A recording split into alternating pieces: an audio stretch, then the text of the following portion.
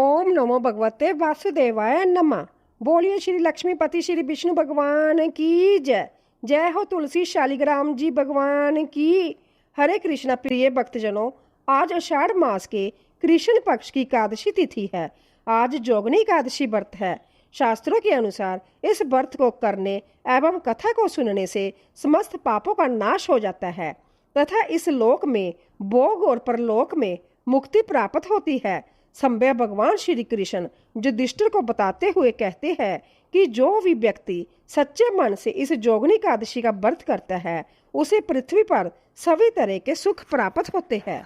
मृत्यु के बाद भगवान श्री हरि विष्णु के चरणों में स्थान प्राप्त होता है और इस व्रत कथा को सुनने वाले को भी 88,000 ब्राह्मणों को भोजन कराने के बराबर पुण्य फल की प्राप्ति होती है।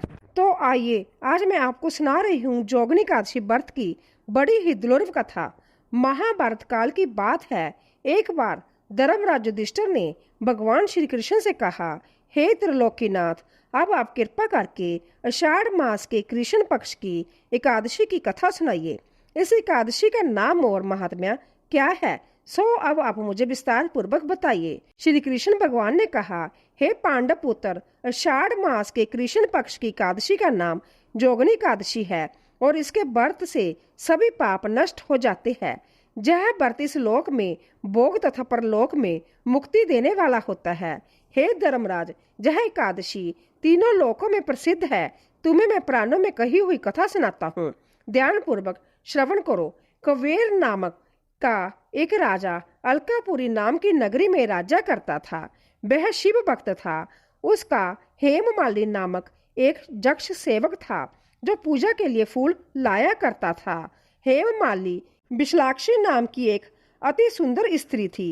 एक दिन वह मानसरोवर से पुष्प लेकर आया, किंतु काम आसक्त होने के कारण पुष्प को रखकर अपनी स्त्री के साथ रमण करने लगा। इस भोग विलास में दोपहर हो गई। हेममाली की राह देखते देखते जब राजा कुबेर को दोपहर हो गई तो उन्होंने क्रोध पूर्वक अपने सेवकों को आज्ञा दी कि तुम लोग जाकर पता लगाओ कि हेममाली अभी तक पुष्प लेकर क्यों नहीं आया। जब सेवकों ने उसका पता लगाया तो राजा के पास जाकर बताया कि हे राजन, वह हेममाली अपनी स्त्री के साथ रमण कर रहा है। इस बात को सुनकर राजा कुबेर ने हेममाली को बुलाने की आज्ञा दी। डर से कांपता हुआ हेममाली राजा के सामने उपस्थित हुआ। उसे देखकर कुबेर को अंततः ही क्रोध आया और उसके होंठ फड़फड़ाने लगे। तब राजा ने कहा, तूने मेरे परम पूज्य देवों के देव भी देव भगवान शिव जी का अपमान किया है। मैं तुझे श्राप देता हूँ कि तू स्त्री के वियोग में तड़फे और मृत्यु लोक में जाकर कोड़ी का जीवन व्यतीत करे। कुबेर के श्राप से वह उसी क्षण स्वर्ग से पृथ्वी पर आ गिरा और कोड़ी हो गया। उसकी स्त्री भी उससे बिछड़ गई। मृत्यु लोक में आकर उसने अनेक भयंकर कष्ट भोगे, किंतु शिव की कृपा से उसकी बुद्धि मलिन नहीं हुई और उसे पूर्व जन्म की सुध भी रही। अनेक कष्टों को भोगता हुआ तथा अपने पूर्व जन्म के कुकर्मों को याद करता हुआ वह हिमालय पर्वत की तरफ चल पड़ा। चलते चलते वह मार्कंडेय ऋषि के आश्रम में जा पहुंचा। वह ऋषि अंतत वृद्ध तपस्वी थे।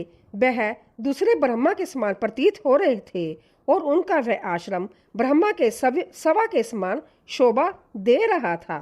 ऋषि को देखकर हेममाली वहां गया और उन्हें प्रणाम करके उनके चरणों में गिर पड़ा। हेममाली को देखकर मार्कंडेय ऋषि ने कहा, तूने कौन से निकृष्ट कर्म किए हैं जिससे तू कोढ़ी हुआ और भयानक कष्ट भोग रहा है। महर्षि की बात सुनकर हेममाली बोला, हे मुनि श्रेष्ठ, मैं कुबेर का अनुचर था। मेरा नाम हेममाली है। मैं प्रतिदिन मानसरोवर से फूल लाकर शिव पूजा के समय कुबेर को दिया करता था। एक दिन पत्नी सहवास के सुख में फंस जाने के कारण मुझे समय का ज्ञान ही नहीं रहा और दोपहर तक पुष्प ना पहुंच सका। तब उन्होंने मुझे श्राप दे दिया कि तू अपनी स्त्री का वियोग और मृत्यु लोक में जाकर कोढ़ी बनकर दुख भोग। इस कारण मैं कोढ़ी हूँ और पृथ्वी पर आकर भयंकर कष्ट भोग रहा हूँ। अंत्य कृपा करके आप कोई ऐसा उपाय बताइए जिससे मेरी मुक्ति हो।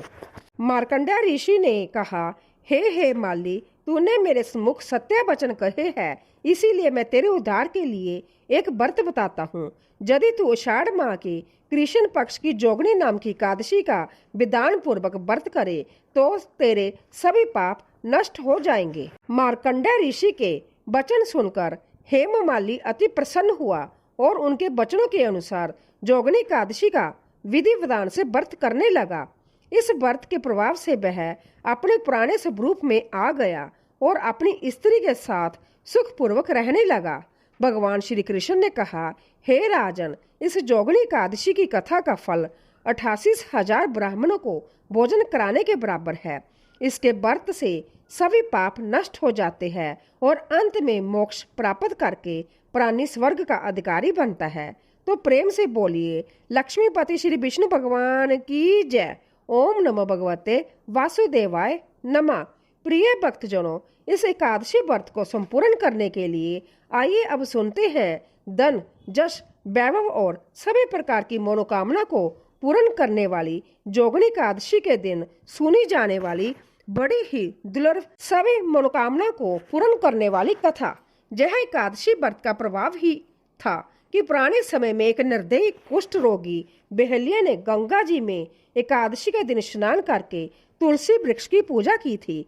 इसके बाद बेहलिया ने इस तिथि को तुलसी के पौधे का पूजन कर व्रत कथा का श्रवण किया था और वह रोग मुक्त तथा पाप मुक्त हो गया था। इसी संदर्भ में यह कथा है। प्राचीन काल में काशीपुरी में एक देवदत्त नामक ब्राह्मण हुआ था। उसकी मालती नामक एक पापनी पुत्री थी। उसका विवाह सत्यशील नामक एक बड़े विद्वान ब्राह्मण के साथ किया गया, परंतु वह रूप यौवन युक्ता स्त्री कभी भी पति को प्रिय ना हुई। वह अपने पति से प्रेम ना करती, वह उससे सदा द्वेष करती थी। वह अपने पति पर क्रोध करके उसे वशीभूत करने की इच्छा से पतित स्त्रियों के बताए अनुसार अपने पति को दास के समान वश में करने के लिए वशीकरण की औषधियां लेने हेतु एक जोगनी के मंदिर में जाकर जोगनी को प्रसन्न करने लगी। वह दुराचारी स्त्री बहुत ही शीघ्र उस कुटिया में जा पहुंची, जो बहुत लंबी चौड़ी और कांतिमान थी। वह जोगनी के आने की बात में रुद्राक्ष की माला जप रही थी। इस प्रकार उसकी प्रार्थना करने पर जोगनी ने प्रसन्न होकर उसे पति को वश में करने वाले मंत्र बताए। तब उस स्त्री ने नमस्कार कर सूर्य की कांति के समान प्रकाशमान हीरे से जड़ित अपनी अंगूठी जोगनी को दे दी, जिससे प्रसन्न होकर जोगनी ने उसके हृदय का वृत्तांत जाना। उस मालती नामक स्त्री को वशीकरण चूर्ण देकर कहा कि इस चूर्ण को अपने पति को किसी भी चीज में मिलाकर खिला देना। ऐसा करने से तेरा पति तेरे वश में होकर किसी के पास नहीं जाएगा तथा तेरे दुष्ट चरित्रों को देखकर भी कुछ नहीं कहेगा। तब उस स्त्री ने घर आकर संध्या के समय वह चूर्ण दूध में मिलाकर अपने पति को दे दिया। उस चूर्ण के पीने से उसे क्षय रोग हो गया, जिससे वह दिनों दिन क्षीण होने लगा तथा उसके गोहवा स्थान में गाव होने से कीड़े पड़ गए। पति की ऐसी दशा हो जाने पर वह दुष्ट स्त्री अपनी इच्छा पूर्वक विचरने लगी। उसका पति गांव की पीड़ा से व्याकुल होकर त्राही त्राही पुकारने लगा और बोला, हे शोभने, मैं तेरा दास हूँ, तुम्हारी शरण में हूँ, मेरी रक्षा कर। मैं पर स्त्री की इच्छा नहीं करता हूँ। पति की ऐसी बात सुनकर वह घबरा गई और पति के जीवन से मेरा सुहाग बना रहे, ऐसा विचार कर जोगनी के पास फिर से गई और उससे सब बातें कही। तब उसने पहली औषधि के प्रभाव को शांत करने के लिए दूसरी औषधि दी। उसका सेवन करते ही उसके पति का रोग ठीक हो गया। वह सदैव घर में ही रहता था और उसके वश में भी हो गया था। तब उस स्त्री के पास सभी जातियों के व्यभिचारी मनुष्य घर के काम के बहाने से आने लगे। उस पाप के कारण उसके शरीर में भयानक प्राणनाशक फोड़े पड़ गए, जिन्होंने उसकी नाक, जीभ और दोनों कानों में छेद कर दिए। उसके स्तन कट गए और उंगलियों के सिरे विकृत हो गए। वह कुष्ठ रोगी हो गई। अंत में उसने शरीर त्याग दिया और नरक में चली गई। 15,000 वर्षों तक ताम्र बांड नामक नरक में जलने के बाद वह 100 जन्मों तक बार बार कुत्ते की जोनी में पड़कर घर घर घूमती रही। इसके बाद सौराष्ट्र देश में पद्म बंधु नामक ब्राह्मण की दासी के घर कुतिया बनी। उसके कान टूटे फूटे और पूंछ कटी हुई थी और सिर में कीड़े पड़े हुए थे। इस प्रकार उस जन्म में भी वह अनेक क्लेशों को सहन करती रही। देवयोग से जब कर्म फल पूरा हो गया तो एकादशी के दिन पद्म बंधु का पुत्र नदी में स्नान करके पवित्र होकर गीले वस्त्रों से घर आया। वहां तुलसी स्तंभ के पास उसने अपने चरण धोए। उसी स्तंभ के नीचे वह कुतिया भी सो रही थी। सूर्य उदय के पहले वह कुतिया उन चरणों के धोए हुए जल में लौट गई, जिससे उसके सभी अशुभ कर्म तत्काल नष्ट हो गए और पूर्व जन्म की याद भी आ गई। तब वह अपने पूर्व जन्म में किए कर्मों को सोच सोचकर ताप से व्याकुल होकर त्राही त्राही करने लगी। वह ब्याह से व्याकुल होकर उस मुनि पुत्र से अपने पूर्व जन्म के किए कर्मों की ताम्र बांडव नामक नरक में पड़ने की और 100 वर्षों तक कुतिया की जोलनी में रहकर कष्ट भोगने की कथा का वर्णन करते हुए कहने लगी कि हे ब्राह्मण पुत्र, अब मैं तुम्हारे सम्मुख खड़ी हूँ। हे ब्राह्मण, मैं बड़ी दुराचारणी और खोटी हूँ, इसीलिए चैत्र माह के कृष्ण पक्ष की एकादशी के दिन तुलसी की छांव में तथा आपके चरणों की दोन से मुझे अपने पूर्व जन्मों की याद आ गई। अंते आप अपने पुण्य को मुझे देकर मेरा उद्धार करो। मैं दीन और व्याकुल हूँ, तुम मेरी रक्षा करो। मैं आपको नमस्कार करती हूँ। ऐसे वचन सुनकर वह मुनि पुत्र कुतिया से बोला, हे कुतिया, अपने किए हुए कर्मों के सुख दुख रूपी फलों को प्राणी भोगते ही है, तो दुराचारणी शूद्र क्या करेगी। मुनि पुत्र के ऐसे कहने पर कुतिया अंततः दुखी होकर चित्कार करने लगी और अपने पिता से कहने लगी, हे पद्म बंधु, मैं तुम्हारे द्वार पर पड़ी हूँ। मैं कुतिया हूँ। मैं तुम्हारे द्वारा दी गई रोटी को नित्य खाती हूँ। तुम मेरी रक्षा करो।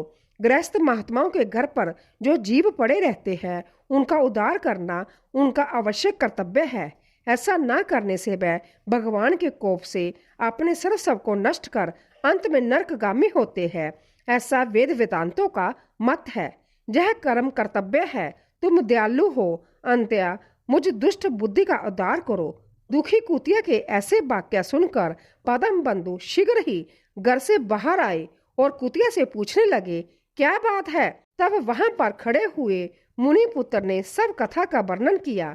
अपने पुत्र के वचन सुनकर वह आश्चर्यचकित होकर बोले, मेरा पुत्र होकर भी तूने ये क्या किया। हे पुत्र, साधु को ऐसे वाक्य कहना अनुचित है। देखो, चंद्रमा, सूर्य, पवन, पृथ्वी, अग्नि, जल, चंदन और महात्मा लोग सभी परोपकार में स्थिर है। दधीची ने देवताओं के उपकार के लिए दैत्य को महाबली जानकर अपनी हड्डी भी निकाल कर दे दी। राजा शिवी ने कबूतर के बदले अपना मांस काट कर दे दिया था और जीमूत वाहन नामक राजा ने भी महात्मा गरुड़ के लिए अपना जीवन दे दिया था। विद्वान ब्राह्मण तो सदा दया ही करते हैं। जैसे मेघ शुभ तथा अशुभ दोनों ही जगहों पर बराबर पानी बरसाता है तथा चंद्रमा चंडाल के घर में भी प्रकाश करता है, उसी प्रकार बार बार प्रार्थना करती हुई इस कुतिया के दुखों को मैं अपने पुण्य के प्रभाव से दूर करूंगा। इस प्रकार पुत्र को समझाकर संभ्या पद्म बंधु ने कुतिया से कहा, हे कुतिया, मैं तेरे निमित्त एकादशी के दिन किया हुआ पुण्य तुम्हें देता हूँ। तू अब अपने सब पापों से छूटकर विष्णु लोक को जा। पद्म बंधु के इतना कहते ही हे नारद, वह कुतिया अपने जीर्ण शरीर को त्याग कर दिव्य आभूषण पहनकर 100 सूर्य के समान प्रभावशाली सावित्री जैसी होकर ब्राह्मण से आज्ञा मांगकर 200 दिशाओं में प्रकाश करती हुई चली गई। फिर स्वर्ग में अनेक प्रकार के महाभोगों को भोग कर नर नारायण भगवान के अनुग्रह से एकादशी के प्रभाव से उर्वशी नामक श्रेष्ठ अंगों वाली देवताओं की प्रिय अप्सरा बनी, जिसे जोगी जन जोग द्वारा प्राप्त करते हैं। ऐसी इस महान कथा को सुनने से सभी भक्तों का कल्याण होता है तथा उनका यश दिनों दिन बढ़ता है। तो एक बार प्रेम से बोलिए, श्री शालिग्राम भगवान की जय। बोलिए माता तुलसी जी की जय। ओम नमो भगवते वासुदेवाय नमः। प्रिय भक्तजनों, आइए अब आप श्रवण करेंगे एकादशी के दिन सुनी जाने वाली एकादशी माता की कथा। यह कथा सुने बिना व्रत कथा अधूरी मानी जाती है, तो इसे पूरा अवश्य सुनिए। एक बार एक बूढ़ी माँ ने एकादशी का व्रत रखा। बड़े ही भक्ति भाव से पूजा अर्चना की। उन्हें वृद्ध अवस्था में क्या बाधा थी, वह तो अपने पुत्र पोत्रों की सुख सुविधाओं के लिए व्रत किया करती थी। वह दिन भर तो जरा कठोर मन से अपनी प्यास को रोके रही और दिन में ब्राह्मणों को मिट्टी के पात्र में भरकर पानी और ऋतु फल दान दिए। दोना बरबर के चीनी और दही का वितरण किया।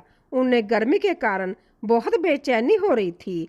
इस कारण वह बहुत देर तक पानी में पड़ी रही, मुंह धोती रही। तब कहीं थोड़ा बहुत धैर्य बंद पाया।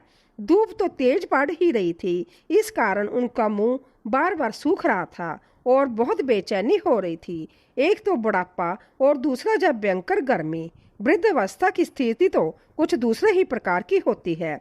जैसे तैसे रो धोकर दिन कट पाया। अब पहाड़ सी रात सामने थी, उसका काटना बड़ा ही कठिन दिखाई दे रहा था। खटिया पर पड़े पड़े शांति नहीं मिल रही थी। वह बार बार करवट बदल रही थी। नेक बार वह बाहर जाती और भीतर आती, उन्हें घर के अंदर शांति नहीं थी।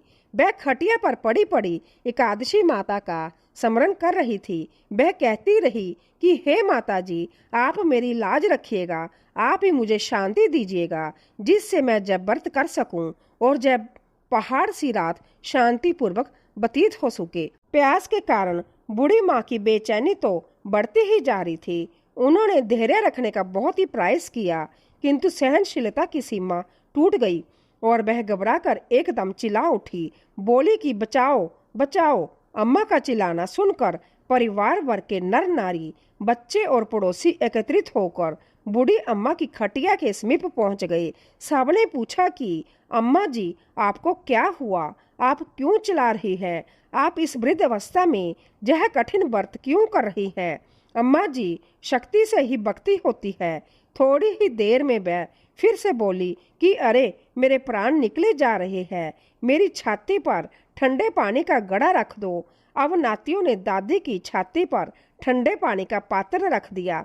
तब उन्हें कहीं थोड़ा बहुत आराम मिला और थोड़ी देर के लिए उन्होंने अपनी आंखें बंद कर ली। अब एकादशी माता ने सोचा कि यह बूढ़ी अम्मा है तो बहुत कठोर, जरा जाकर उसकी परीक्षा लेनी चाहिए। वह आधी रात को मुर्गा बनकर बांग लगाने लगी। मुर्गे की आवाज सुनकर दादी जल्दी से उठी और बाहर जाकर आसमान की ओर देखा। आसमान में कहीं उन्हें प्रातःकालीन तारा नजर नहीं आया। वह सोचने लगी कि यह मुर्गा क्यों और कैसे भूल गया। उन्हें प्यास तो लग ही रही थी। थोड़ा बहुत उनका मन भी विचलित हो गया। अंत में उन्होंने दृढ़ निश्चय कर लिया कि मैं अब व्रत को पूरा करके ही छोड़ूंगी, चाहे भले ही मेरे प्राण क्यों ना निकल जाएं। यह सोचकर वह खटिया पर शिथिल होकर लेट गई। थोड़ी देर में एकादशी माता ने उनके फिर से परीक्षा लेनी चाहिए। एक छोटी सी बालिका एक गिलास में शरबत लेकर उनके सिरहाने आकर खड़ी हो गई और जोर से बोली, दादी जी, सवेरा हो गया है, अब हाथ मुंह धोकर शरबत पी लीजिए। पहले तो शरबत का गिलास देखकर उनका मन मचल उठा, किंतु अचानक व्रत का स्मरण हो आया और उन्होंने सोचा कि मैं किसी भी प्रकार से अभी शरबत नहीं पी सकती और वह शांतिपूर्वक अपनी खटिया पर लेट गई। फिर थोड़ी ही देर में उन्होंने ऐसा लगा जैसे किसी ने उन्हें पानी के कुएं में पटक दिया हो। वह बड़ी देर तक हाथ पैर चलाती रही, किंतु उन्होंने अपने मुंह में एक बूंद भी पानी जाने नहीं दिया।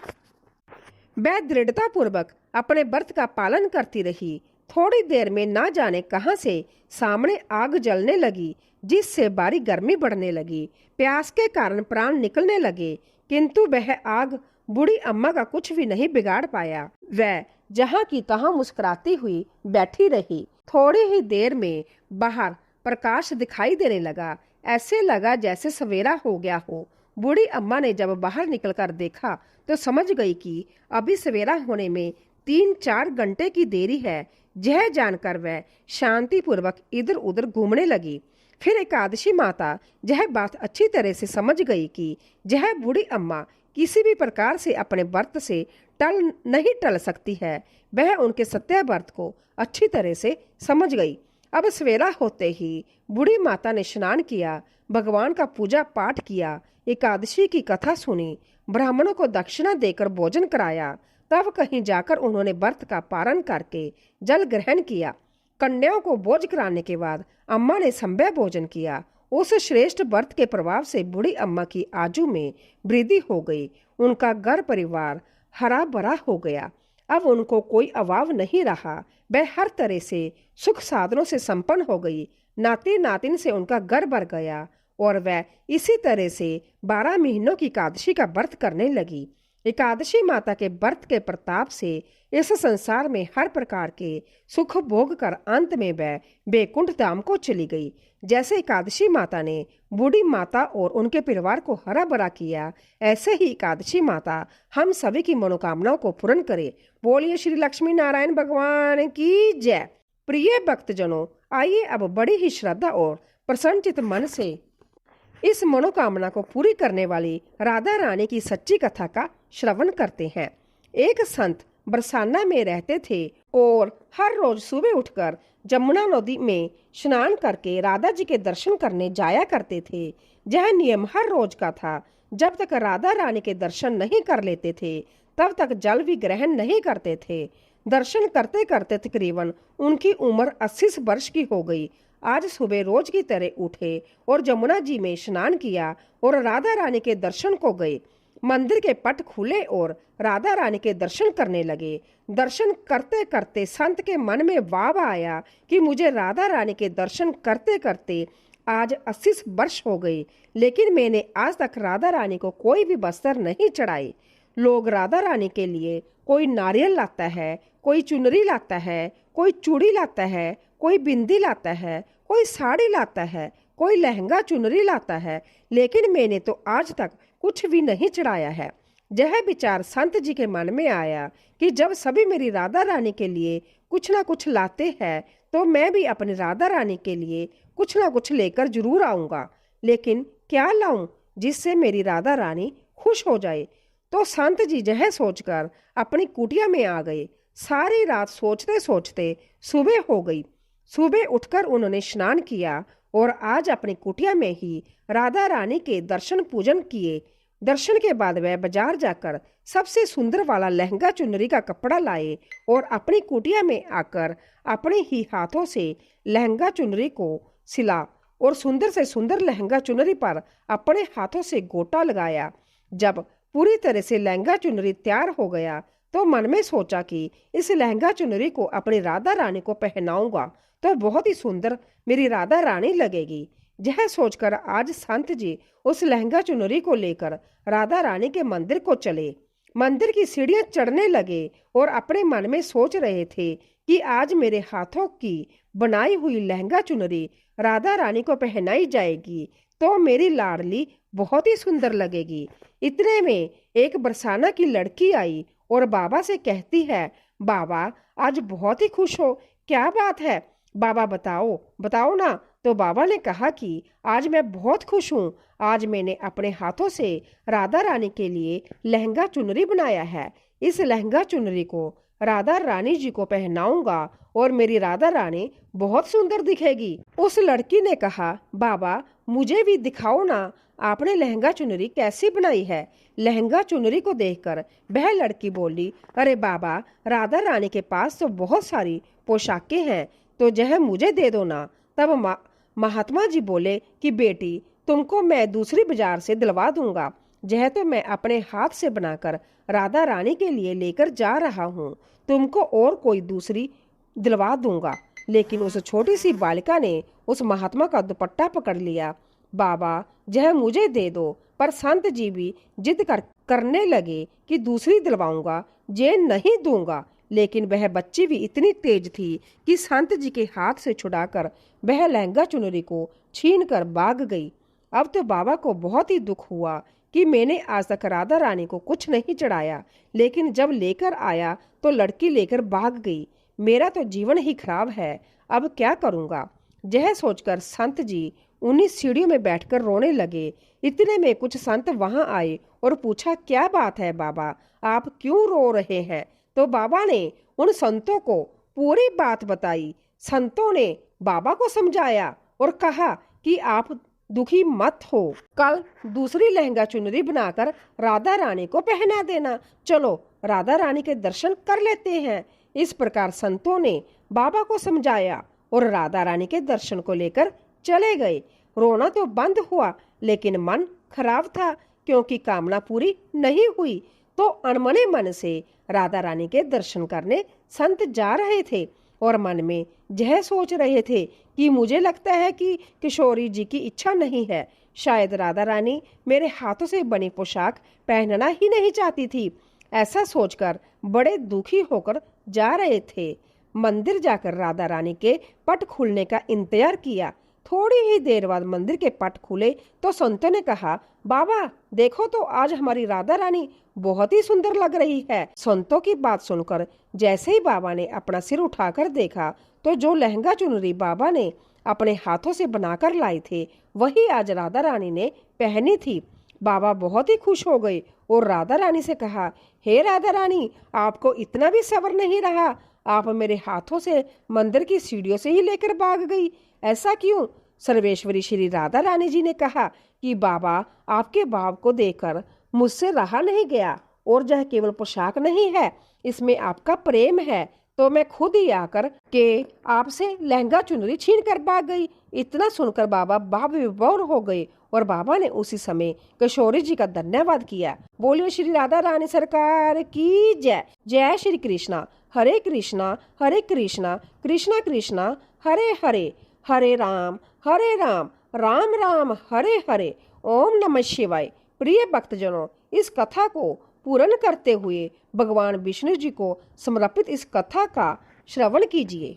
एक बार देवऋषि नारद जी बैकुंठ धाम गए। वहां उन्होंने भगवान विष्णु को नमन किया। नारद जी ने श्री हरि से कहा, प्रभु, पृथ्वी पर अब आपका प्रभाव कम हो रहा है। धर्म पर चलने वालों को कोई अच्छा फल नहीं मिल रहा, जो पाप कर रहे हैं उनका भला हो रहा है। तब भगवान श्री हरि ने कहा, ऐसा नहीं है देवऋषि, जो भी हो रहा है सब नियति के जरिए हो रहा है। नारद जी बोले, मैं तो देख कर आ रहा हूँ, पापियों को अच्छा फल मिल रहा है और भला करने वाले धर्म के रास्ते पर चलने वालों को बुरा फल मिल रहा है। भगवान ने कहा, कोई एक ऐसी घटना बताओ। तब नारद जी ने कहा, अभी मैं एक जंगल से आ रहा हूँ। वहाँ एक गाय दलदल में फंसी हुई थी, कोई उसे बचाने वाला नहीं था। तभी एक चोर उधर से गुजरा। गाय को फंसा हुआ देखकर भी वह नहीं रुका। वह उस पर पैर रखकर दल दल लांग कर निकल गया। आगे जाकर चोर को सोने की मोहरों से भरी एक थैली मिली। हे प्रभु, थोड़ी देर बाद वहां से एक वृद्ध साधु गुजरा। उसने उस गाय को बचाने की पूरी कोशिश की। पूरे शरीर का जोर लगाकर उसने उस गाय को बचा लिया। लेकिन मैंने देखा कि गाय को दलदल से निकालने के बाद वह साधु जब आगे आया तो एक गड्ढे में गिर गया। प्रभु बताइए, ये कौन सा न्याय है? नारद जी की बात सुनकर प्रभु बोले, यह सही ही हुआ। जो चोर गाय पर पैर रखकर भाग गया था, उसकी किस्मत में तो एक बड़ा खजाना था, लेकिन उसके इस पाप के कारण उसे केवल कुछ मोहरें ही मिली। वहीं उस साधु को गड्ढे में इसीलिए गिरना पड़ा क्योंकि उसके भाग्य में मृत्यु लिखी थी। लेकिन गाय की जान बचाने के कारण उसके पुण्य बढ़ गए और उसकी वह अकाल मृत्यु एक छोटी सी चोट में बदल गई। इंसान के कर्म से ही उसका भाग्य तय होता है। तो हे नारद, मनुष्य को सदैव श्रेष्ठ कर्म करते रहना चाहिए, क्योंकि कर्म से भाग्य बदला जा सकता है। तो एक बार प्रेम से बोलिए, ओम नमो भगवते वासुदेवाय नमः। हरे कृष्णा। पार्वती पते हर हर महादेव। प्रिय भक्तजनों, इस कथा को समाप्त करते हुए आइए अब पूर्ण श्रद्धा के साथ श्रवण करते हैं एकादशी माता की आरती। मैया जय एकादशी माता, विष्णु पूजा व्रत को धारण कर, विष्णु पूजा व्रत को धारण कर, शक्ति मुक्ति पाता। ओम जय एकादशी माता, मैया जय एकादशी माता। तेरे नाम गिनाऊं देवी, भक्ति प्रदान करनी, मैया भक्ति प्रदान करनी, गण गौरव की देनी, गण गौरव की देनी, माता शास्त्रों में भरनी। ओम जय एकादशी माता, मैया जय एकादशी माता। मार्गशीर्ष की कृष्ण पक्ष की मार्ग शीर्ष कृष्ण पक्ष की उत्पन्ना विश्व तारणी जनमी, मैया उत्पन्ना विश्व तारणी जनमी। शुक्ल पक्ष में हुई मोक्षदा, मुक्तिदाता बन आई। ओम जय एकादशी माता, मैया जय एकादशी माता। पोष के कृष्ण पक्ष की, पोष के कृष्ण पक्ष की सफला नामक है, सफला नामक है। शुक्ल पक्ष में होए पुत्रता, आनंद अधिक रहे। ओम जय एकादशी माता, मैया जय एकादशी माता। नाम शटिलता माघ मास में, नाम शटिलता माघ मास में। कृष्ण पक्ष आवे, मैया कृष्ण पक्ष आवे। शुक्ल पक्ष में जय कहावे, शुक्ल पक्ष में जय कहावे। विजय सदा पावे। ओम जय एकादशी माता। विजय फागुन कृष्ण पक्ष में, शुक्ला आमल की, मैया शुक्ला आमल की। पाप मोचने कृष्ण पक्ष में, चैत्र महाबली की। ओम जय एकादशी माता, मैया जय एकादशी माता। चैत्र शुक्ल में नाम कामदा, धन देने वाली, हाँ मैया धन देने वाली। नाम बरथनी कृष्ण पक्ष में, नाम बरथनी कृष्ण पक्ष में। विशाख माँ बाली। ओम जय एकादशी माता, मैया जय एकादशी माता। शुक्ल पक्ष में होए मोहनी, शुक्ल पक्ष में होए मोहनी। अपरा कृष्ण पक्षी, नाम निर्जला सब सुख करनी, नाम निर्जला सब सुख करनी। शुक्ल पक्ष रखी। ओम जय एकादशी माता, मैया जय एकादशी माता। जोगनी नाम शाड़ में जानो, जोगनी नाम शाड़ में जानो। कृष्ण पक्ष करनी, देवशनी नाम कहायो। शुक्ल पक्ष धरनी।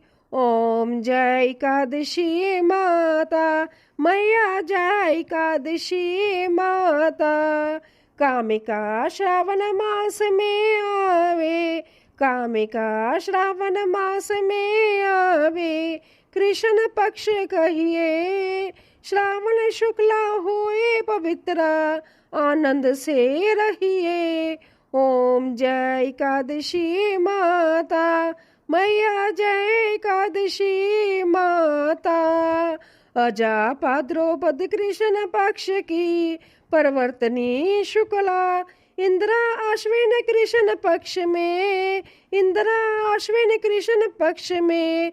व्रत से भवसागर निकला। ओम जय एकादशी माता, मैया जय एकादशी माता।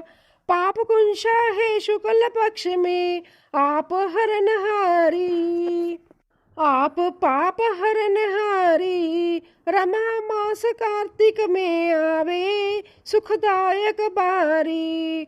ओम जय एकादशी माता, मैया जय एकादशी माता। देवी उत्थानी शुक्ल पक्ष की, दुख नाशक मैया, मैया दुख नाशक मैया। पावन मास में कुरु विनती, पावन मास में कुरु विनती। पार करो नैया। ओम जय एकादशी मैया। परमा कृष्ण पक्ष में होती, जन मंगल करनी, मैया जन मंगल करनी।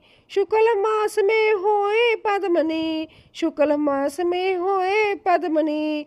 दुख दरिंदर हरनी। ओम जय एकादशी मैया, ओम जय एकादशी मैया। जो कोई आरती एकादशी की भक्ति सहित गावे, मैया भक्ति सहित गावे। जन्म उदिता स्वर्ग का बासा, जन्म उदिता स्वर्ग का बासा, निश्चय ही वे पावे। ओम जय एकादशी माता, मैया जय एकादशी माता। ओम जय एकादशी माता। प्रेम से बोले एकादशी माता की जय। प्रेम से बोले श्री लक्ष्मी नारायण भगवान की जय। आशा करती हूँ आप सभी भक्त जनों का जोगनी एकादशी का व्रत सफल हो और भगवान श्री लक्ष्मी नारायण जी और एकादशी माता की कृपा आप और आपके पूरे परिवार पर सदा बनी रहे। आज की जब वीडियो पसंद आई हो तो वीडियो को लाइक जरूर कीजिएगा, शेयर कीजिएगा, कमेंट में भगवान श्री लक्ष्मी नारायण जी और एकादशी माता की जय लिखिएगा और हमारे चैनल भक्ति सागर को सब्सक्राइब जरूर कीजिएगा। प्रेम से बोलिए भगवान श्री विष्णु जी और माता लक्ष्मी जी की जय।